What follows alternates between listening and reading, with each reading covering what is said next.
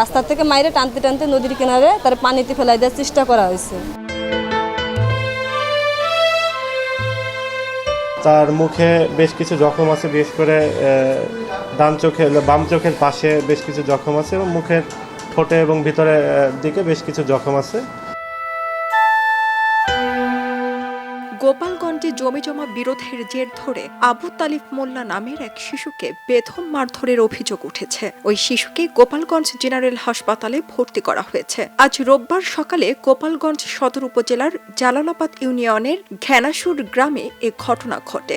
আহত ওই শিশু বাগেরহাটের কচুয়া থানার গজালিয়া গ্রামের মোহাম্মদ সোহাগ মোল্লার ছেলে। ওই শিশুর বাবা মোহাম্মদ সোহাগ মোল্লা জানান, গত সোমবার বাগেরহাটের কচুয়া থানার গজালিয়া গ্রামের নিজ বাড়ি থেকে স্ত্রী ও ছেলেকে নিয়ে শ্বশুর বাড়ি জালালাবাদ ইউনিয়নের ঘেনাসুর গ্রামে বেড়াতে আসেন তারা। এক লোক নদীর ঘাটে গোসল করতে গেছে। গোসল করতে যাওয়ার পরে সে হঠাৎ করে দৌড়িতে দৌড়িতে এসে বলতেছে যে তোমার ছেলে কোথায়? তা আমরা বলতেছি সে তো বাজারে। বলে তোমার ছেলে বাজারে না, তোমার ছেলে নদীর ঘাটে মইরে পইরে আছে। তখন আর কি আমরা দৌড়ে গেছি। মনে করেন যে একটা বাপ মার কাছে যদি কেউ বলে যে তার সন্তান নদীর কূলে মইরে পইরে আছে, তখন কিন্তু সেটা অনেক কষ্টের ব্যাপার। তো পরে আমরা গেছি, যাওয়ার পরে ওইখানে অনেক রক্তাক্ত অবস্থায়, অজ্ঞান অবস্থায় পাইছি। পাওয়ার পরে আমরা নিয়ে হসপিটালে আসছি, গোপালগঞ্জ সদর হসপিটালে। এখন এমার্জেন্সিতে আছে। আর সে মনে করেন যে যখন অজ্ঞান ফিরছে তখন সে বলছে একটা ছেলের কথা, তার বয়স প্রায় 14-15 বছর হবে, যে আমার সে এরকমভাবে মাইরা নদীর কূলে নিয়ে ফেলাই রেখে আসছে। ধারণা করছেন তার শ্বশুর হাবিবার খলিফার সাথে একই গ্রামের বশির মোল্লার সাথে জমি জমা নিয়ে বিরোধ চলছে। এর জের ধরে বশির মোল্লার ছেলে হাকিম মোল্লা তার ছেলেকে বেদম মারধর করে মৃত ভেবে মধুমতি নদীর পাড়ে ফেলে এসেছে। আহত শিশুর মা হাফসা বেগম বলেন, আমি দৌড়ে যে দেখছি যে আমার ছেলে রক্তাক্ত অবস্থায় নিচে ফালানো আছে। সবাই বলছে গাছেতে পড়ে গেছে।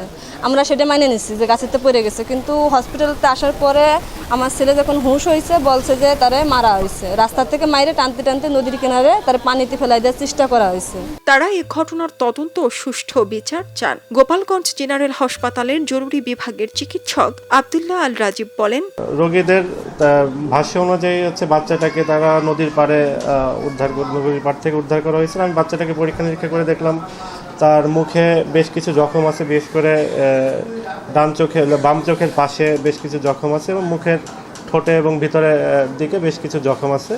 পরে বাচ্চাটাকে পরীক্ষা নিরীক্ষা করে তাকে উন্নত চিকিৎসার জন্য আমরা আমাদের সার্জারি অন্তর্বিভাগে ভর্তি দিয়েছি। এখন বাচ্চাটা অন্তর্বিভাগে চিকিৎসা পাচ্ছে। তবে তার মুখমণ্ডলে ইনজুরি আছে, মুখের বেশ কিছু জায়গায় চোখে এবং ইয়াতে ইনজুরি আছে। সেটা যে কোনোভাবে হতে পারে। তবে যারা আমাকে যে তথ্য দিছে তাদের তথ্য অনুযায়ী তাকে বাচ্চাটাকে মারছে। আমি এরকম তথ্য পেয়েছি তাদের কাছ থেকে। গোপালগঞ্জ সদর থানার অফিসার ইনচার্জ মীর মোহাম্মদ সাজিদুর রহমান জানান, এখন পর্যন্ত থানায় কেউ অভিযোগ দেয়নি। অভিযোগ পেলে তারা তদন্ত করে আইনগত ব্যবস্থা নেবেন। খবরের কাগজ, নিখাত, নির্ভীক, নিরপেক্ষ।